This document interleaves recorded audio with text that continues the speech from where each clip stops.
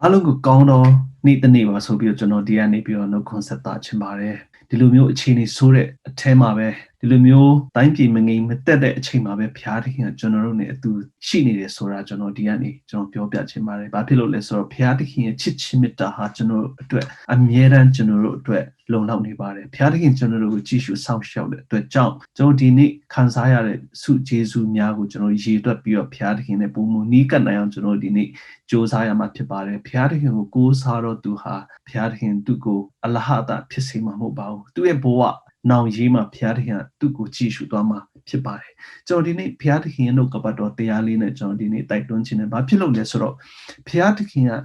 ဒီကဘာမြေကြီးမှာကျွန်တော်တို့ကိုဖန်ဆင်းခြင်းကအခွင့်အရေးကောင်းတစ်ခုပေးခြင်းလို့ကျွန်တော်တို့ဖန်ဆင်းခြင်းဖြစ်ပါတယ်အလကားကျွန်တော်တို့ကိုဒီလိုမျိုးလှုပ်ရှားမရှိဘာမှပန်းနိုင်မရှိဘာမှအနာဂတ်မရှိတဲ့လူတယောက်အနေနဲ့ကျွန်တော်တို့ကိုဖန်ဆင်းထားခြင်းမဟုတ်ပါဘူးကျွန်တော်တို့ကိုအားလုံးအတိတ်ပဲရှိဆိုကျွန်တော်တို့ကိုဖန်ဆင်းထားခြင်းဖြစ်ပါတယ်ဘာဖြစ်လို့ဆိုတော့ဘုရားဒီကကျွန်တော်တို့ကိုကဘာဦးကျမ်းမှာကျွန်တော်ပြန်ကြည့်မယ်ဆိုရင်ဘုရားသခင်ကလူကိုဖန်ဆင်းတဲ့အခါမှာသူ့ရဲ့ပုံသူ့ရဲ့အယုတ်သူ့ရဲ့နာနဲ့သူ့အောင်ကျွန်တော်တို့ကိုဖန်ဆင်းထားခြင်းဖြစ်ပါတယ်အဲဒါကြောင့်ကျွန်တော်တို့ကဘာမှကျွန်တော်ဘဝမှာလုံး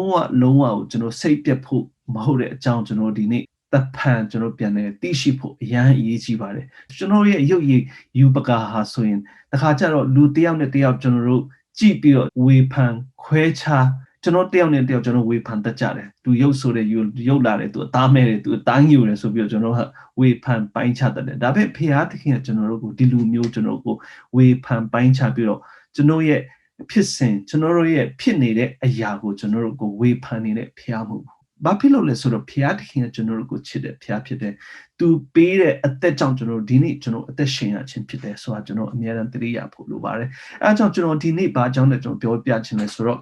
refuse to be defined by others ဆိုပြီးကျွန်တော်ပြောပြချင်ပါတယ်သူတပားကတင့်ကိုဒီဂုံပုတ်ဒီတည်င်းဆောင်တဲ့လူတယောက်အနေနဲ့ပဲဖြစ်လူတယောက်ကတင့်ကိုဒီလိုမျိုးပုတ်ကိုပါဆိုပြီးတော့တတ်မှတ်တဲ့အရာတစ်ခုခင်ဗျားကိုပေးတဲ့ identity ခင်ဗျားကိုပေးတဲ့ definition ကိုခင်ဗျားညင်းပယ်ပါဆိုပြီးတော့ကျွန်တော်ဒီနေ့အနေငယ်ကျွန်တော်တိုက်တွန်းချင်ပါတယ်။ဘာဖြစ်လို့လဲဆိုတော့ကျွန်တော်ဘဝမှာလူတယောက်အနေနဲ့ကျွန်တော်တို့မွေးဖွားလာတဲ့အခါကျတော့ပတ်ဝန်းကျင်ဆိုတာရှိတယ်။အဲကြောင့်ပတ်ဝန်းကျင်မှာကျွန်တော်တို့ကြားနေရတဲ့စကားပတ်ဝန်းကျင်ကနေကျွန်တော်ဝေဖန်ခံရတဲ့အရာတွေကိုကျွန်တော်အမြဲတမ်းကြားနေရခြင်းဖြစ်ပါတယ်။ဒါကြောင့်ဖျားသခင်ကကျွန်တော်တို့ပတ်ဝန်းကျင်နဲ့နေဖို့တော့ကျွန်တော်တို့ကိုဖန်ဆင်းထားတယ်။ဒါပေမဲ့ပတ်ဝန်းကျင်ကိုကျွန်တော်တို့အာယုံစူးစိုက်ပြီးတော့ကျွန်တော်ပတ်ဝန်းကျင်ကိုပို့ပြီးတော့ဂယုစိုက်မှာကိုဘုရားသခင်ကျွန်တော်တို့လိုလားခြင်းမရှိပါဘူး။အဲဒါကြောင့်ကျွန်တော်တို့ပတ်ဝန်းကျင်ကိုပို့ပြီးတော့ဂယုစိုက်တဲ့အတွက်ကြောင့်လူတော်များများဟာကြာရှုံခြင်းဖြစ်ပါတယ်။ဘုရားသခင်ကျွန်တော်တို့ကိုမွေးဖွားပေးတဲ့အ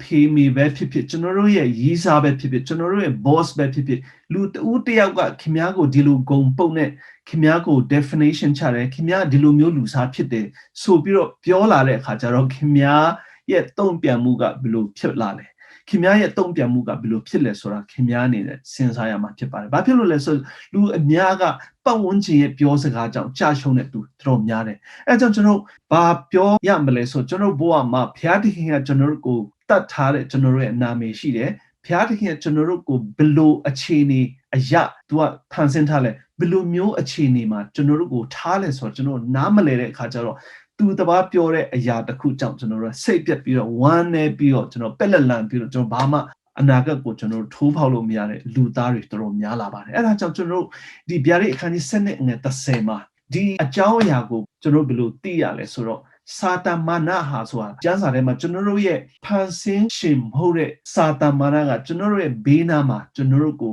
တွေးဆောင်လက်ဖြားပြီးတော့ကျွန်တော်တို့လှုပ်သမျှကျွန်တော်တို့ဖြစ်တဲ့အာရာအားလုံးကိုသူကလာနှောက်ယှက်တဲ့သူဖြစ်ပါတယ်ခင်ဗျားကဒီကောင်းတဲ့အလုပ်တစ်ခုခင်ဗျားကောင်းတဲ့အသက်တာတစ်ခုခင်ဗျားစူးစမ်းပြီးတော့အသက်ရှင်တော့မယ်ဆိုရင်တော့ခင်ဗျားကိုလာရှုတ်ချတဲ့စာတန်ဖြစ်တယ်ဆိုတာကျွန်တော်တို့ဒီဗျာဒိတ်အခန်းကြီး7နဲ့30ထဲမှာကျွန်တော်သိရပါတယ်အဲဒါကျွန်တော်တို့မတဲထဲမှာလည်းကျွန်တော်ဘယ်လိုတွေ့ရလဲဆိုတော့မတဲခန်းကြီး30အပိုင်းငယ်34ကနေ39အထိကျွန်တော်ကြည့်မယ်ဆိုရင်ဟာလားယေရှုကဘယ်လိုပြောလဲဆိုတော့ကျွန်တော်ဒီကဘာမြေကြီးကိုလာခြင်းဟာသားတွေကအမိဖခင်တွေကိုတိုက်ခိုက်ဖို့မိခင်ကလည်းသားသမီးများကိုတိုက်ခိုက်ဖို့သားသမီးတွေကလည်းမိဘကိုတိုက်ခိုက်ဖို့ တိုက်ခိုက်စေဖို့ကျွန်တော်လာခြင်းဖြစ်ပါတယ်။ဒါကြောင့်ကျွန်တော်ရဲ့ဘဝမှာဘာဖြစ်လို့ဒီဟာကိုယေရှုဖခင်ကကျွန်တော်တို့ကိုပြောထားလဲဆိုတာကျွန်တော်ဆက်ကြည့်တဲ့အခါကျတော့ကျွန်တော်ကဘာပေါ်မှာဟုတ်လားကျွန်တော်တို့အသက်ရှင်တဲ့အခါကျတော့ဖခင်သခင်ရှိတယ်ဆိုပေမဲ့ဖခင်သခင်ကကျွန်တော်မျက်ဝါးထင်ထင်ဖခင်သခင်ကကျွန်တော်ရဲ့ပတ်ဝန်းကျင်မှာမရှိတဲ့အခါကျတော့ကျွန်တော်တို့ရဲ့မျက်စိထဲမှာရှိတဲ့အရာတွေပေါ်မှာကျွန်တော်စူးစိုက်ပြီးတော့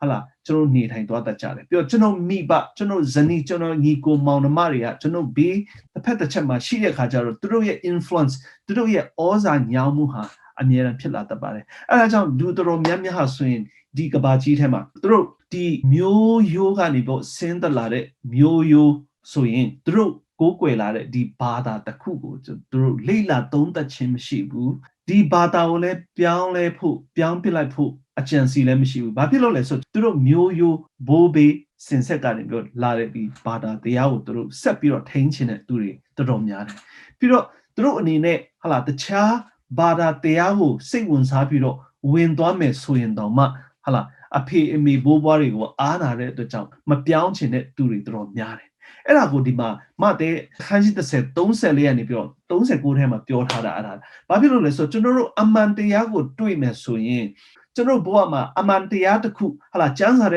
ဲမှာကျွန်တော်လေ့လာတွေ့ရှိတဲ့အမှန်တရားတစ်ခုကိုကျင့်သုံးဖို့လိုက်လျှောက်ဖို့ဆိုတာဟာလာဒီအမှန်တရားအတွက်ဆိုရင်ကျွန်တော်ရဲ့အမေအဖေမိဘတွေမကကျွန်တော်ဆရာသမားကျွန်တော် boss တွေကိုကြော်ပြီးတော့ကျွန်တော်တို့ဒီအမှန်တရားကိုရှာရမယ်အချိန်ဖြစ်ပါတယ်ကျွန်တော်တို့အမေအဖေကိုအားနာလို့မဖြစ်ဘူးကျွန်တော်ရဲ့ boss ကိုအားနာလို့မဖြစ်ဘူးကျွန်တော်တို့ကိုကူညီနေတဲ့ဒီ church pastor ကကျွန်တော်ကိုဟာလာအမြဲတမ်းကူညီတဲ့ဒီ church pastor ကိုအားနာပြီးတော့အမှန်တရားကိုကျွန်တော်တို့မရှာဖွေခြင်းတဲ့သူတွေမဖြစ်စေရဘူးဆိုတော့ဒီမှာကောင်းကောင်းပြောထားပါတယ်အဲဒါကြောင့်ကျွန်တော်ဘဝမှာကျွန်တော်တို့ဒီပတ်ဝန်းကျင်ကိုဟာလာဂရုစိုက်ပြီးတော့ကျွန်တော်နေမယ်ဆိုရင်ကျွန်တော်ရဲ့ဘဝမှာဟာကျွန်တော်ဒုက္ခအများကြီးရောက်နိုင်တယ်ဆိုတာဒီမှာကျမ်းစာထဲမှာကျွန်တော်တွေ့ရပါတယ်အဲဒါကြောင့်ကျွန်တော်အာရန်နဲ့အေဝအကြောင်းကိုကျွန်တော်ဒီမှာဆက်ကြည့်မယ်ဆိုရင်ကပ္ပဦးကျမ်းခန်းကြီး3အခန်းငယ်4ကနေ5ကိုကျွန်တော်ကြည့်မယ်ဆိုရင်ဒီမှာကျွန်တော်ဘာတွေ့ရလဲဆိုတော့စာတန်မာနကဟာလာဒီအေဝကိုတွေးဆောင်တဲ့အကြောင်းကျွန်တော်တွေ့ရပါတယ်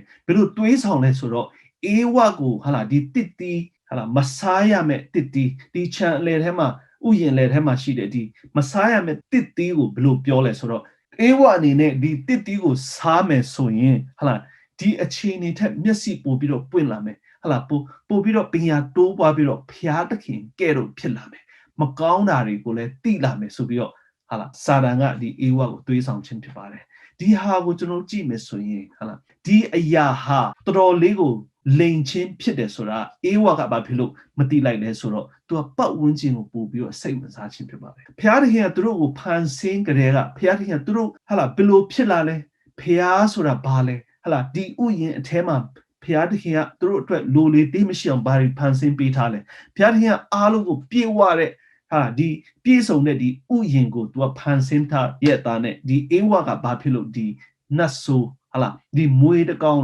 လာစကားပြောခြင်းကိုပို့ပြီးတော့စိတ်ဝင်စားလဲဆိုတဲ့အခါကျတော့ကျွန်တော်တို့ရဲ့အသက်တာမှာဒီဟာကိုကျွန်တော်တို့သုံးသပ်ခြင်းလိုပါတယ်။ဘာဖြစ်လို့လဲဆိုတော့ကျွန်တော်တို့တခါတလေကျတော့ဘုရားသခင်ရဲ့တမန်တရားတဲ့ကျွန်တော်တို့ဘုရားသခင်ရဲ့တမန်တရားကိုကြော်လွန်ပြီးတော့ကျွန်တော်တို့ပို့ပြီးတော့စိတ်ဝင်စားလာတဲ့အရာတွေအများကြီးရှိလာတယ်။ဘာဖြစ်လို့လဲဆိုတော့ကျွန်တော်ဒီ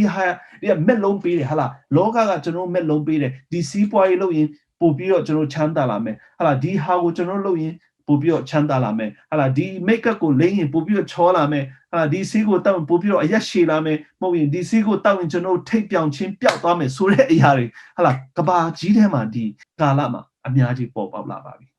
ဒီဆေးကိုတောက်လိုက်ရင်ပို့ပြီးတော့ချမ်းသာလာမယ်ပို့ပြီးတော့ချောလာမယ်ပို့ပြီးတော့စိတ်ဓာတ်ကြန့်ခိုင်လာမယ်ဆိုတဲ့အရာတွေပေါ်မှာလူတွေကတော်တော်လေးကိုကျွန်တော်တို့ဒီဟာအမြင့်တွယ်နေပြီအဲကြောင့်ဘုရားသခင်ကကျွန်တော်တို့ကိုဗာသိစေခြင်းလဲဆိုတော့သူကကျွန်တော်တို့အတွက်ပြည့်စုံအောင်သူကတမန်ကျမ်းစာထဲမှာသူကအားလုံးရေးပြီးသားဟာလားကျွန်တော်ဘယ်လိုအသက်ရှင်ရမလဲဘယ်လိုထမင်းစားရမလဲဟာလားဘာအသားတွေကိုစားရမလဲဘယ်နေ့မှာကျွန်တော်ဘုရားရှိခိုးရမလဲဘယ်လိုဘုရားသခင်ကိုဟုတ်ပြုကိုးကွယ်ခြင်းကျွန်တော်လုပ်ရမယ်ဆိုတာဒီတမန်ကျမ်းစာထဲမှာဘုရားသခင်ကအားလုံးကိုချထားပေးရသားနဲ့ကျွန်တော်တို့ကအဲ့ဒါကိုမလုံလောက်တလို့ဘာလို့ဘုရားသခင်ကိုအရေးမထားပဲနဲ့ဟာလားဒီဟာတဲ့ပို့ပြီးတော့ကျွန်တော်တို့လုံလာတဲ့အရာတွေအများကြီးရှိလာတယ်ပတ်ဝန်းကျင်ရဲ့တွန်းအားကြောင့်ဟာလားဒီအစိုးရမင်းတွေရဲ့တွန်းအားကြောင့်ကျွန်တော်တို့လုံရတဲ့အခြေအနေတွေအများကြီးရှိတယ်ရှင်းရှင်းပြောမယ်ဆိုရင် Christmas တို့နှစ်တကူတို့ဟာလားEaster Sunday တို့ဟာလား Good Friday တို့ဟာလားဒီဟာတွေကရှင်းပြောမယ်ဆိုရင်ကျွန်တော်တမန်ကျမ်းစာထဲမှာလုံးဝမရှိဘူးဒါပေမဲ့လူတွေကပို့ပြီးတော့ကောင်းအောင်ဟာလားဖျားတခင်ရဲ့တည်တဲ့နေ့ရှင်ပြန်ထမြောက်တဲ့နေ့ဟာဒါဟာကောင်းပါတယ်ဒီလိုမျိုးစိတ်ဓာတ်ကိုစာတမန်ကအ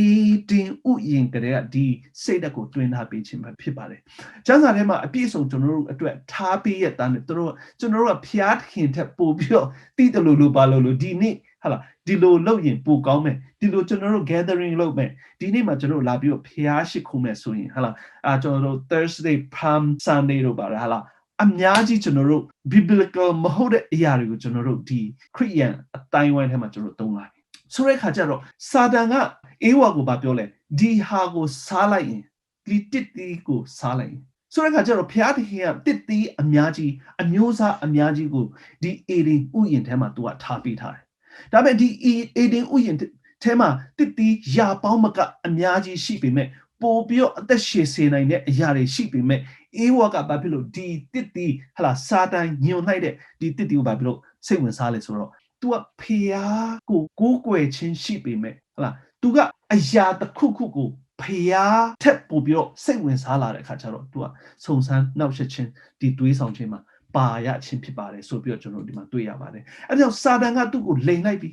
းဟလာမျက်လက်ပြလိုက်ပြီးဒီတစ်တိကိုစားလိုက်ပို့ပြီးတော့မျက်စိပွင့်လာမယ်ပို့ပြီးတော့ချောလာမယ်ပို့ပြီးတော့ရွှင်လာမယ်ဟလာဒီနေ့လူသားတွေထဲမှာလည်းအဲ့လိုပဲဟလာဒီမိတ်ကပ်ကိုလိမ့်လိုက်ရင်ပို့ပြီးတော့အသားဖြူလာမယ်ပို့ပြီးတော့ရက်ရှည်လာမယ်စပင်ပို့ဖြောက်လာမယ်ဟလာလူတွေကဒီဟာထဲမှာနစ်မြုပ်ပြီးတော့ဟလာဒီတမတရားထဲမှာကျွန်တော်တို့စိတ်ကိုလုံးဝကျွန်တော်မနစ်ထားခြင်းဖြစ်ပါတယ်အဲကြောင့်ကျွန်တော်ဒီနေ့ဘာလို့လဲဆိုတော့ဖျားတခင်ကျွန်တော်တို့ကိုအရာရာအားလုံးစီးပွားရေးပဲဖြစ်ဖြစ်လူမှုရေးပဲဖြစ်ဖြစ်နိုင်ငံရေးပဲဖြစ်ဖြစ်ကျွန်တော်ဘယ်လိုမိသားစုထဲမှာကျွန်တော်ဘယ်လိုအသက်ရှင်ရမလဲဟာလာဒီဇနီးမောင်နှံကြားထဲမှာကျွန်တော်ဘယ်လိုဒီစီးထားရမလဲဟာလာသားသမီးတွေကိုဘယ်လိုကျွန်တော်ပြိုးထောင်ပြုစုရမလဲဆိုတာအားလုံးရှိရဲ့သားနဲ့ကျွန်တော်တို့ကဒီဟာတွေကျွန်တော်တို့မလုံလောက်တလို့ဘာလို့ကျွန်တော်တို့ကျမ်းစာကိုအသစ်ပြန်ရေးချင်တယ်လို့နဲ့ဒီကျမ်းစာကိုမဖတ်ပဲနဲ့ဟာလာပတ်ဝန်းကျင်မှာဖြစ်နေတဲ့လူတွေကိုကျွန်တော်တို့ copy ကူးပြီးတော့ဟာဒီမိသားစုကအဲ့လိုဖြစ်တယ်ဒီမိသားစုကအဲ့လိုဖြစ်တယ်ဟိုဆရာဒီလိုပြောတယ်ဆိုပြီးတော့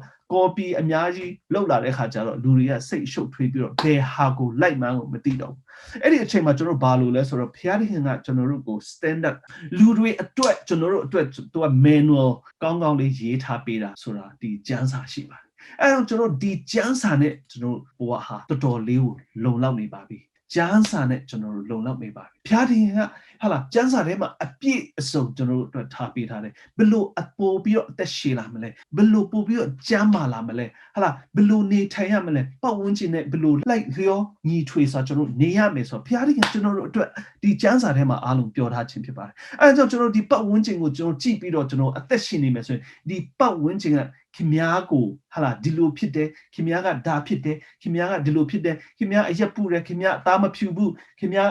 းစပင်တိုးတယ်စပင်ရှည်တယ်စပင်ကောက်တယ်ဆိုပြီးတော့ပတ်ဝန်းကျင်ကပြောလာတဲ့အခါကျတော့ဟာလာကျွန်တော်ရဲ့စိတ်ထဲမှာဘာဖြစ်လဲစိတ်ညစ်တလို့ဘာလို့လူများကိုမကျေနပ်တလို့ထထိုးချင်တလို့ဟာလာထခုံပေါက်ချင်တလို့ပေါက်ကွဲချင်တလို့ဖြစ်လာတဲ့အခါကျတော့ကျွန်တော်ဘဝမှာဘာလို့လဲဆိုတော့ဘုရားသခင်ကတင့်ကိုဘယ်လိုပြောထားလဲတင့်ကိုဘုရားသခင်ကဘယ်လိုဖန်ဆင်းထားတယ်ဆိုတဲ့အကြောင်းကိုခင်ဗျာနောက်တစ်ခေါက်ကျမ်းစာကိုဖတ်ပြီးတော့ခင်ဗျာကြည့်မယ်ဆိုရင်ဘုရားသခင်ကကျွန်တော်တို့ကိုဘယ်လိုဖန်ဆင်းထားလဲကပ္ပဦးကျမ်းထဲမှာကျွန်တော်တို့ဘယ်လိုဖန်ဆင်းထားလဲဘုရားသခင်ရဲ့ပုံတံတော်နဲ့အညီကျွန်တော်တို့ကိုဖန်ဆင်းထားတယ်ဆိုမှခင်ဗျာဘာလို့သိလဲဘာကိုရီးယားမိတ်ကပ်တွေလို့သိလဲခင်ဗျာဘာအရာပိုကောင်းလဲဆိုတာခင်ဗျာလိုက်ရှာနေသေးရင်တော့ဒီကဘာကြီးစာတန်ရဲ့တွေးဆောင်မှုစာတန်ရဲ့နှောက်ယှက်ခြင်းမှာခင်ဗျာပါသွားမှာဖြစ်ပါတယ်အဲကြောင့်ကျွန်တော်ဒီကနေ့ယုံကြည်သူများအနေနဲ့ကျွန်တော်တော်တော်လေးကိုကျွန်တော်အနေနဲ့ဖျားသခင်ကကျွန်တော်တို့ကိုဘာပြောလဲဆိုတာပိုအရေးကြီးတယ်ဖျားသခင်ရဲ့ definition ဟာပါလဲဆိုတာထက်သူများခင်များကိုပေးတဲ့ definition ခင်များကအသားဖြူတယ်အသားမဲတယ်ဟလာအရက်ပူတယ်ဟလာမချောဘူးမလှဘူးဆိုတဲ့ definition ကိုပို့ပြီးတော့နားထောင်တဲ့အခါကျတော့ကျွန်တော်တို့စိတ်သက်ကြပြီးတော့ဟလာသူများလည်းမသွားချင်ဘူးဖျားเจ้าမသွားချင်ဘူးဟလာတောက်ဖက်မရှိလို့ဖျားเจ้าမသွားချင်ဘူးမိတ်ကပ်မရှိလို့ဖျားเจ้าမသွားချင်ဘူးအင်ဂျီအစ်စ်မရှိလို့ဖျားเจ้าမသွားချင်ဘူးဟလာရွှေမရှိလို့ဖျားเจ้าမသွားချင်ဘူးမျက်နှာငယ်နေရတယ်ဟလာမိန်းကလေးတွေတော်တော်များများယောက်ျားလေးတော်တော်များများဟာလာဒီခေတ်မှာကျွန်တော်တို့မျက်နှာငယ်တယ်ဆိုတာဘုရားသခင်ကျွန်တော်တို့ကိုဘယ်လိုဖန်ဆင်းထားလဲဆိုတာကျွန်တော်တို့နားမလည်တဲ့ခါကျတော့啦，မစုံစမ်းမလိမ့်လာတဲ့အခါကျတော့ကျွန်တော်တို့ကပတ်ဝန်းကျင်ရဲ့ပြောစကားကြောင့်ကျွန်တော်တို့ကစိတ်တက်ကြပြီးတော့ကြရှုံးနေခြင်းဖြစ်တယ်ဆိုတာကျွန်တော်ဒီနေ့ပြောချင်ပါတယ်အဲကြောင့်ကျွန်တော်ဒီနေ့ဘာလို့လဲဟုတ်လားကျွန်တော်တို့ကဘာလို့လဲဖျားတင်ကတင့်ကိုဘာပြောလဲဖျားတင်ကတင်ကဘာဖြစ်တယ်ဆိုတာကျမ်းစာထဲမှာအပြည့်အဝပြောထားရတဲ့နဲ့ပတ်ဝန်းကျင်ရဲ့စကားကိုခင်ဗျာနားထောင်နေမယ်ဆိုရင်ဒီနေ့ခင်ဗျာဖျားတင်နဲ့အဆက်အသွယ်ပြတ်တောက်လိမ့်မယ်ဆိုတော့ကျွန်တော်ဒီနေ့ပြောပြချင်ပါတယ်အဲကြောင့်ဟေဘရဲအခန်းကြီး7က24ထဲမှာမောရှေဟာဆိုရင်သူငငယ်ကလေးကဖျားတင်ကသူ့ကိုရွေးချယ်ထားတယ်ဆိုပေမဲ့ရွေးချယ်ထားတယ်ဆိုပေမဲ့ तू ကဘယ်ရောက်တော့လဲဖာရောသမီးရဲ့အိမ်ထဲရောက်သွားပြီ तू ကအိမ်ရှိမင်းသားဖြစ်သွားပြီသူ့ရဲ့အခြေအနေကဘယ်သူမှနဲ့နိုင်ရှင်လို့မရအောင်သူ့လူမျိုးဟေဘရုလူမျိုးနဲ့နိုင်ရှင်လို့မရအောင်သူ့ရဲ့အစင်အတန်းကတော်တော်ကြီးလာပြီတော်တော်လေးကိုမြတ်တယ်ဟုတ်လား तू ကအိမ်ရှိမင်းသားဖြစ်တဲ့အတွက်ကြောင့်သူ့မှာလိုလေသေးမရှိဘူးသူ့မှာဘယ်လိုမျိုးကတင်မှာ तू အိတ်ချင်လဲရွှေဘယ်နှပိတ်တာကိုသူ့ရဲ့လက်ထဲမှာလွယ်ချင်လဲသူ့မှာအများကြီးရှိတယ်ဟုတ်လားစိန်ဟုတ်လားဘယ်နှချက်သား तू ကလက်မှာဝတ်ချင်တယ်သူ့မှာအစုံရှိတယ်မိမဘယ်လိုမျိုးလိုချင်လဲတားဖြူတာလိုချင်လားတားမဲတာလိုချင်လားအားလုံးသူ့မှာရှိတယ်ဒါပေမဲ့ तू ကြီးလာတဲ့အခါကျတော့ तू ဟာဘာဖြစ်လဲဆိုတာ तू ကသိလာတယ်ဟေဘရဲခန်းကြီး7ငယ်24ထဲမှာပါလဲ तू ကြီးလာတဲ့အခါကျတော့ तू ဟာဒီ Egypt လူမျိုးရဲ့အမျိုးအနွယ်မဟုတ်ကြောင်း तू ဟာဒီဂျုံဖြစ်တဲ့ဟေဘရဲလူအမျိုးအနွယ်ဖြစ်တဲ့ကြောင်း तू ကကြီးလာတဲ့အခါကျတော့ तू သိလာတဲ့အခါကျတော့ဘာဖြစ်လဲ तू ကဟာငါနေရဟာမမှန်ဘူးဆိုပြီးတော့ तू ကပါလဲဖျားသခင်ကို तू ကရှာလာခြင်းဖြစ်ပါတယ်ဒီနေ့ကျွန်တော်ရဲ့ဘဝမှာခင်ဗျားရှိတဲ့နေရမှန်ရက်လားဆိုတာကျွန်တော်စဉ်းစားဖို့လိုပါတယ်ဖျားသခင်ကတင့်ကိုထားတဲ့နေရဟာမှန်ရက်လားဆိုတာကျွန်တော်စဉ်းစားဖို့လိုပါတယ်မောရှေဟာကြီးလာတဲ့ခါကျတော့ဟာလား तू အသိဉာဏ်တွေတိုးပွားလာတဲ့ခါကျတော့ပါလဲ तू ကပါကိုကြည်တာမဟုတ်ဘဲနဲ့ तू ကဘာကိုကြည်လာလဲဟာလား तू အမျိုးပါလဲ तू ရှစ်ခိုးရမယ်ဖျားပါလဲဟာလားသူ့အမျိုးရှစ်ခိုးတဲ့ဖျားပါလဲဆိုတာ तू ကတိလာခြင်းဖြစ်ပါတယ်အဲကြောင့်ကျွန်တော်တို့ခရိယန်ဘဝမှာကျွန်တော်တို့ပို့ပြီးတော့ကြီးထွားလာတယ်ဆိုတဲ့အခါကျတော့ကျွန်တော်တို့ရွှေငွေယတနာကျွန်တော်တို့တိုက်တွေဘယ်နှထပ်ဆောက်မလဲကျွန်တော်တို့ပြီးဟာလားဒီချမ်ပန်ချန်ဝယ်မလဲတိုက်ဘယ်နှတိုက်ဝယ်မလဲဆိုတဲ့အရာမှာကျွန်တော်တို့ကြီးထွားဖို့မဟုတ်ဘဲနဲ့ကျွန်တော်ဘာကိုစဉ်းစားရမလဲဆိုတော့ဖျားသခင်ကကျွန်တော်ကိုဘယ်လိုဖန်ဆင်းထားခြင်းဖြစ်လဲကျွန်တော်ကိုဘယ်လိုပုံတံနဲ့ကျွန်တော်ကိုဖန်ဆင်းထားခြင်းဖြစ်ပါလဲဒီဖျားသခင်ကိန်းအောင်တဲ့ဒီခန္ဓာကိုယ်ကြီးထဲမှာဖျားသခင်ကကျွန်တော်ကိုဘာလေးကိုထည့်ထားစေချင်တာလဲဘာကိုစားစေချင်တာလဲကျွန်တော်ဘဝမှာဘယ်လိုနေထိုင်စေချင်တာလဲဒီပစက်ပေါက်ထဲမှာဘာတွေကိုထည့်စေချင်တာလဲဟုတ်လားကျွန်တော်ဒါတွေကိုစဉ်းစားဖို့လိုလာမောရှေကလည်းသူကြီးလာတဲ့အခါကျတော့ဗာလဲဘာစဉ်းစားလဲကျွန်တော်အမျိုးပါလဲကျွန်တော်ရှစ်ခိုးမဲ့ဖျားပါလဲသူနေတဲ့နေရာမှာဖာရောဘုရင်ရဲ့သမီးဖာရောဘုရင်ကကိုးကွယ်တဲ့ဒီနတ်တွေကိုဟုတ်လားသူကြည့်ပြီးတော့ဒါငါဖျားလာဆိုပြီးတော့ तू ကစဉ်းစားလာခြင်းဖြစ်ပါတယ်ဟာလေလုယာဘာဖြစ်လို့လဲဆိုတော့သူ့ရဲ့ဖြစ်စဉ်သူ့ရဲ့ဘဝကို तू ကတုံးတက်လာတယ်အဲ့ဒါအရေးကြီးရဲ့ကျွန်တော်ဘဝမှာလည်းကျွန်တော်ဒီလိုအခြေအနေနဲ့ဟာလားကျွန်တော်ဒီဘာသာတရားထဲမှာဒီအတင်းတော်ထဲမှာကျွန်တော်နေတယ်ဟာလားဒီယုံကြည်ခြင်းမှာကျွန်တော်နေတယ်ကျွန်တော်ငငယ်ကလေးဒီယုံကြည်ခြင်းဟာလားကျွန်တော်ယုံကြည်တဲ့ဟာဘာလဲဟာလားကျွန်တော်စီးတဲ့မြင်းကအထီးလားမလားဆိုတော့တခါတလေကျွန်တော်တို့စဉ်းစားဖို့လိုတယ်ဟာလားကျွန်တော်ဘယ်လိုအသက်ရှင်ရမလဲကျွန်တော်ကိုဘုရားသခင်ကဘယ်လိုဟာလားကျွန်တော်ကိုဒီလူဖြစ်စေတာလဲဘုရားသခင်ကကျွန်တော်ဘယ်လိုဖန်ဆင်းတာလဲကျွန်တော်စဉ်းစားရတယ်ဖြစ်ပါတယ်ဘာဖြစ်လို့လဲဆိုတော့မောရှေကသူနေတဲ့နေရာမှာ luxury ဟာလား famous ဟာလား celebrity ဖြစ်တဲ့သူကတော်လေးကိုသူကကြော်ကြားတဲ့ဟာလားမင်းသားဖြစ်တယ်အဲ့ဒါသူမှလူရာထက်ပိုအောင်သူကလူအင်ဆန္ဒပြေဝတဲ့ဘုရားသခင်ရဲ့သားဖြစ်တယ်ဒါပေမဲ့သူကပါလေဒီဟာတွေနဲ့ငါဟာမသက်ဆိုင်ဘူးဒီအရာတွေဒီလောကစည်းစိမ်နဲ့ကျွန်တော်နဲ့မသက်ဆိုင်ဘူးငါပိုးကွယ်တဲ့ဘုရားသခင်ဟာဟလာဂျူးတွေဟလာယူဒဘုရားသခင်လူမျိုးကိုးကွယ်တဲ့ဘုရားဟာငါဘုရားဖြစ်တယ်ဟေဘရုတွေကိုးကွယ်တဲ့ဘုရားငါဘုရားဖြစ်တယ်ဒီ Egypt နိုင်ငံသူနိုင်ငံသားတွေဘလောက်ပဲချမ်းသာပါလေစေငါဟာဒီ Egypt နိုင်ငံမှာတနေ့ကျရင်ဘယင်ဖြစ်မယ်ဆိုတာ तू ကသိတယ်ဒါပေမဲ့ဒီဟာတွေဟာငါနဲ့မသက်ဆိုင်တဲ့အကြောင်းဆိုတာ तू ကသိလာခြင်းဖြစ်ပါတယ်အဲ့ဒီနေရာကနေပြီးတော့ तू ကပါလေဘုရားသားဖြစ်တဲ့အကြောင်း तू ကသိပြီးတော့သူ့အမျိုးတွေနဲ့ဟာဆင်းရဲခံဖို့သူ့အမျိုးတွေနဲ့ဖျားရှိခိုးဖို့သူ့အမျိုးတွေနဲ့သူတို့ကိုကယ်တင်ခဲ့တဲ့ဖျားသူတို့ကိုဖန်ဆင်းခဲ့တဲ့ဖျားကိုကိုးကွယ်ဖို့ तू ကဆင်းရဲခြင်းကြုံဖြစ်ခြင်းကို तू ကရွေးချယ်ခြင်းဖြစ်ပါတယ်အဲကြောင့်ကျွန်တော်ဘဝမှာကျွန်တော်တို့ကကျွန်တော်မဟုတ်တဲ့အရာတစ်ခုကိုကျွန်တော်က try နေလို့မရဘူးကျွန်တော်မဟုတ်တဲ့အရာတစ်ခုကိုကျွန်တော်ဖြစ်ချင်လို့မရဘူးဟုတ်လားကျွန်တော်ဘာဖြစ်ရမလဲ ကျွန်တော်ငယ်စဉ်ဘဝကကျွန်တော်ကဘာဖြစ်ဖို့ဘုရားသခင်ဖန်ဆင်းထားလဲဆိုတာကျွန်တော်တို့ဒီနေ့ကျွန်တော်နဲ့ကျွန်တော်ကိုကျွန်တော်ဟလာမေးခွန်းထုတ်ရမှာဖြစ်ပါတယ်ဘာဖြစ်လို့လဲဆိုတော့ဘုရားသခင်ကကျွန်တော်တို့ကိုဖန်ဆင်းထားခြင်းဖြစ်ပါတယ်ဘုရားသခင်ကသူ့ကိုကိုးကွယ်ဖို့ဘုရားသခင်ဖန်ဆင်းထားခြင်းဖြစ်ပါတယ်ဘုရားသခင်ကဟလာကျွန်တော်ကားတစ်စီးဝယ်မယ်ဆိုရင် Mercedes ကိုဝယ်မယ်ဆိုရင်ဒီ Mercedes မှာဘာစီထည့်ရမလဲ number block ဟလာ C number block ထည့်ရမလဲဒါမှမဟုတ်ရင်ဒီထဲမှာဘာထည့်ရမလဲဟလာဒီတက်စီထည့်ရမယ်နေရာမှာရေသွားထည့်လို့မရဘူးဟလာ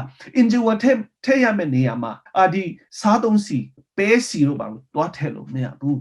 းဒီလူတွေဖန်ဆင်းထားတဲ့အရာတစ်ခုထဲမှာတော့မှဟလာသူ့ manual မှာရေးထားတဲ့အရာတစ်ခုကိုထည့်ရမယ်ဆိုရင်ဘုရားသခင်တင့်ကိုဖန်ဆင်းထားတဲ့နေရာမှာခင်ဗျာဒီပါစတ်ထဲမှာဘာထည့်တင်လဲဒီနားမှာဘာကြားတင်လဲဒီမျက်စိမှာဘာကိုမြင်တင်လဲဆိုတာဘုရားသခင်ကဒီကျမ်းစာထဲမှာဒီ manual ထဲမှာအားလုံးထည့်ပေးထားခြင်းဖြစ်ပါတယ်ခင်ဗျာ manual မမားစေပါနဲ့ဟလာရေထည့်ရမယ့်နေရာမှာဟလာမဟုတ်တဲ့အရာတစ်ခုကိုမထည့်ပါနဲ့ဟလာဘုရားတရားကိုကြားနေရမယ်နေရာမှာဟလာစူပြီးတော့ဟလာအိမ်ထောင်မှာရံဖြစ်တဲ့အတန်တွေဟလာပလုံပလောင်ဖြစ်တဲ့အတန်တွေဟလာမဟုတ်တဲ့အတန်တွေကိုကြားဖို့ဒီနားကိုဘုရားသခင်တင့်အတွက်ဖန်ဆင်းထားခြင်းမဟုတ်ဘူးဆိုတာခင်ဗျာဒီနေ့စဉ်းစားရမှာဖြစ်ပါတယ်ဟလာဒီမျက်စိကိုဘုရားသခင်ဘာကိုမြင်စေချင်တာလဲစင်ရတာဟလာမရှိစင်ရတာလိုအပ်တဲ့သူတွေကိုမြင်စေချင်တယ်ပေးကမ်းစေချင်တဲ့နေရာမှာခင်ဗျာဘာကိုလုပ်နေတာလဲဒီနေ့ဟလာခင်ဗျာပြန်ပြီးတော့သုံးသပ်ရမှာဖြစ်ပါတယ်အဲဒါကြောင့်ကျွန်တော်ဒီနေ့ကျွန်တော်ဘဝမှာဘုရားသခင်ကတင့်ကိုဘာအတွက်ဖန်ဆင်းထားလဲဘုရားသခင်ကတင့်ကို definition ပေးထားတာဘာလဲလူတွေကခင်ဗျာကို definition ပေးထားတာကိုခင်ဗျာပို့ပြီးတော့စိတ်ဝင်စားမယ်ဆိုရင်အေဝလူမျိုးဟလားအေဝကိုစာတန်က definition ပေးထားတာကိုအေဝကပို့ပြီးတော့စိတ်ဝင်စားလာတဲ့ခါကျတော့ဘာဖြစ်လဲအေဝကသူဟာစုံစမ်းနှောက်ယှက်ခြင်းထဲမှာပါသွားပြီအပြစ်ထဲမှာပါသွားပြီကျွန်တော်ဒီလိုမဖြစ်ရလေအောင်ဘုရားရဲ့ကျွန်တော်တို့ကိုဒီ manual ဟလာကျမ်းစာဖြစ်တဲ့ကျွန်တော်တို့လူရဲ့ manual ကိုပေးထားခြင်းဖြစ်ပါတယ်ဒါကြောင့်ကျွန်တော်အသက်ရှင်တဲ့နေရာမှာဒီ manual ကိုကြည့်ပြီးတော့ကျွန်တော်တို့အသက်ရှင်ရမှာဖြစ်ပါတယ်ယောမအခန်းကြီး9အငယ်16ထဲမှာလည်းကျွန်တော်ကြည့်လို့ရပါတယ်ဒီမှာအင်္ဂလိပ်လိုဘယ်လိုရေးထားလဲဆိုတော့ for the good that I will to do I do not do but the evil I will not to do that I practice ဆိုပြီးတော့ဘောလူကဒီမှာရေးထားပါတယ်ဘောလူကဘာဖြစ်လဲဆိုတော့ငါလှုပ်ချင်တာကိုငါမလှုပ်ဘူးတော်တော်လေးကိုခက်တယ်ငါလှုပ်ချင်တဲ့အရာကိုမလှုပ်နိုင်ဘူးဒါပေမဲ့မလှုပ်ချင်တဲ့အရာကိုလှုပ်မိတယ်ဆိုပြီးတော့ဒီမှာဘောလူကပြောခြင်းဖြစ်ပါတယ်အဲကြောင့်ကျွန်တော်တို့ဘဝမှာတစ်ခါတလေကြတော့ဟာလာဒီ manual ကိုသိပါတယ်ဟာလာဘုရားသခင်ကျွန်တော်တို့ဘယ်လိုဖန်ဆင်းထားခြင်းဖြစ်တယ်ဆိုတော့ကျွန်တော်သိပါတယ်ဒါပေမဲ့တစ်ခါလေကြတော့ကျွန်တော်တို့လှုပ်ချင်တဲ့အရာကိုမလှုပ်ဖြစ်ဘူးမလှုပ်ချင်တဲ့အရာကိုလှုပ်ဖြစ်လာတယ်ဆိုတာဒါဟာလူတွေရဲ့အားနည်းချက်ဆိုတာကျွန်တော်တို့ဘောလူဟလာဒီတမန်ကျမ်းစာကိုဓမ္မတစ်ကျမ်းတအုပ်လုံးနီးပါးကိုရေးတဲ့ဘောလူကတော့မှသူဒီအခက်ခဲနဲ့သူကတွေ့ကြုံနေရတဲ့လူသားတစ်ယောက်ဖြစ်ပါတယ်ဒါကြောင့်ကျွန်တော်တို့ဘဝမှာလည်းကျွန်တော်တို့အခက်ခဲတွေအများကြီးရှိပါတယ်ဒါကြောင့်ကျွန်တော်တို့ဘဝမှာဘာလိုအပ်လဲဆိုတော့ကျွန်တော်တို့ဘဝမှာကျွန်တော်ဖြစ်တဲ့အရာကိုကျွန်တော်စဉ်းစားပြီးတော့ကျွန်တော်လှုပ်ချင်တဲ့အရာကိုကျွန်တော်မလှုပ်နိုင်ဘူးဘုရားသခင်နဲ့နီးရမယ့်အရာကိုကျွန်တော်လှုပ်ချင်တယ်ဒါပေမဲ့မလှုပ်နိုင်ဘူးဆိုတဲ့အခါမှာကျွန်တော်ဘယ်သူကကျွန်တော်ကိုအားပေးပြီးတော့ဘယ်သူကကျွန်တော်ကိုအားပေးနိုင်မလဲဆိုတာကျွန်တော်လိုက်ရှာဖို့အရေးကြီးပါတယ်အဲကြောင့်မောရှေဟာလည်းသူ့ကိုသူသိတဲ့အခါကျတော့ဘာဖြစ်လဲသူကိုသူဟာဒီ Egypt လူမျိုးမဟုတ်ဘူးဟလာငါဒီအင်ရှိမင်းသားထိုင်တဲ့ကလထိုင်မှာထိုင်နေတာဒီနေရာငါနေရာမဟုတ်ဘူးဆိုပြီးတော့စဉ်းစားပြီးတော့ထိုင်နေတာမဟုတ်ဘူးဒါကြောင့်ကျွန်တော်ဘုရားမှာလေကျွန်တော်လှုပ်ချင်တာကျွန်တော်လုပ်မရဘူးဟလာမလှုပ်ချင်တာပဲလုပ်နေရတယ်ဆိုတဲ့အခါကျတော့ကျွန်တော်တို့မောရှိလိုမျိုးဟလာကျွန်တော်ယုံထွက်ရမယ်ဟလာထွက်ရမယ်မထွက်လို့တော့မဖြစ်ဘူးဘာဖြစ်လို့လဲဆိုတော့ကျွန်တော်မောရှိရလေသူ့ကိုသူဘာလဲဆိုတာသူသိတဲ့အခါကျတော့အဲ့ဒီနေရာနေသူ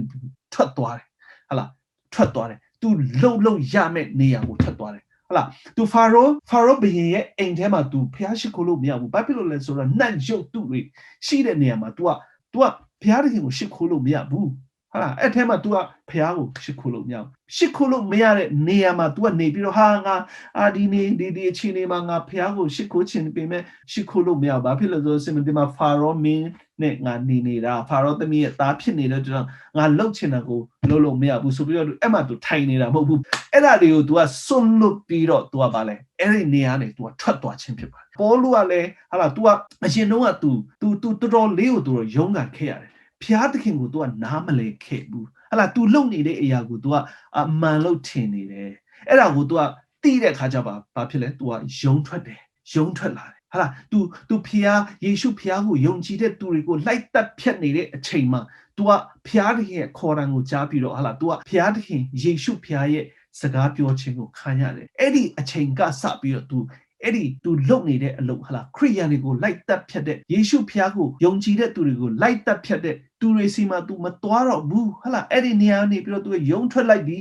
ဟာလားယုံထွက်ပြီးတော့ဒီမှာ तू ကစီးစိမ်မရှိတဲ့နေရာလက်ခံမရတဲ့နေရာ तू လှုပ်ချင်တဲ့အရာကိုလှုပ်နိုင်မဲ့နေရာ तू ဖျားသခင်ကို तू သိပြီဖျားသခင်ကဘာလဲဖျားသခင်ကငါ့ကိုဘာလို့စေချင်လဲယေရှုဖျားဆိုတာဘယ်သူလဲဆိုသိတဲ့ခါကျတော့ဘာလဲ तू နေရာအနေဘယ်လိုပဲ comfortable ဘယ်လို comfort zone ပဲဖြစ်လက်ခါ तू ဘလောက်ပဲရပလစီဟလာ तू ရဲ့ position ကဘလောက်ပဲ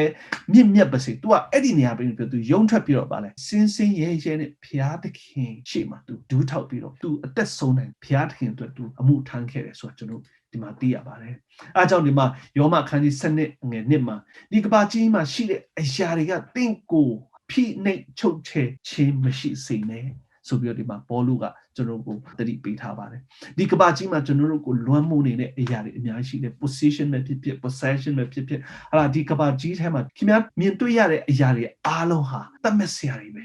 ဒီနေ့ချမ်းသာတဲ့လူတွေကသူတို့တွားချင်တဲ့နေရာတွားလို့ရတယ်သူတို့ရဲ့အသက်တာမှာဟာသူတို့လှုပ်ချင်တာတွေသူတို့လှုပ်ရတယ်သူတို့စားချင်တာစားလို့ရတယ်သူတို့ဝတ်ချင်တာဝတ်လို့ရတယ်ဒါတွေကိုကြည့်နေပြီးတော့ခင်ဗျားကိုမသိဘူးဆိုရင်တော့အေဝလူမျိုးကျွန်တော်တို့ကြာရှုံးသွားနိုင်တယ်ဆိုတာသိရပါတယ်ဒါကြောင့်ဒီကဘာကြီးကိုမကြည့်ပဲနဲ့ဟုတ်လားခရစ်တော်ကိုကျွန်တော်ပုံမှန်ကြည့်သွားဖို့ဆိုတာဒီယောမထဲမှာကျွန်တော်ကိုပြောထားခြင်းဖြစ်ပါတယ်ကျွန်တော်ထွက်မြောက်ရအခန်းကြီး23ငယ်နဲ့ထပ်မှာလဲ Don't follow the crowd in doing wrong လူထုများတဲ့နေရာမှာလူတွေအမားကြီးလုပ်တဲ့နေရာကိုမလိုက်ပါနဲ့။ဒီကဘာကြီးထဲမှာကျွန်တော်ကြည့်မယ်ဆိုရင်ကျွန်တော်အနောက်မှာပြထားတဲ့ background ထဲမှာဒီမြို့ကြီးထဲမှာကိုကျွန်တော်ကြည့်မယ်ဆိုရင်မြို့ကြီးထဲမှာဘာတွေလုပ်နေလဲ။လူတွေကဘာကိုလုပ်နေလဲ။အရက်တော့မိန်းမနဲ့ပျော်ပြီးတော့သူတို့ဘဝကိုဒေါ်လာ2တန်း3တန်းအသုံးပြုပြီးတော့သူတို့ပျော်ရွှင်မှုကိုရှာနေကြတဲ့နေရာမှာဒီလိုမျိုးလူအများစုသွားတဲ့နေရာ pub တို့ဒီနေရာကိုလူအများကြီးသွားတယ်ကျွန်တော်ဒီ COVID-19 ရောက်လာတဲ့အခါကျတော့ဒီနေရာတွေမှာလူတွေသွားလို့မရတဲ့အခါကျတော့နည်းနည်းကြာလာတဲ့အခါကျတော့ကျွန်တော်မြို့ကြီးထဲမှာပါလေလူတွေကဆန္ဒပြလာတယ်သူတို့သွားလို့ရတဲ့နေရာတွေသွားလို့မရတော့ဘူးnight club သွားလို့မရတော့ဘူး pub သွားလို့မရတော့ဘူးhotel တွေသွားလို့မရတဲ့အခါကျတော့ပါလေလူတွေကဆန္ဒပြလာတယ်တွေးသားကတောင့်တလာတယ်လူတွေကဒီဟာတွေသူတို့ရဲ့ဘဝလို့ထင်တယ်လူတွေကဒီပျော်ပါမှုတွေဒီတောက်စားမှုတွေကိုသူတို့ဘဝလို့ထင်နေတယ်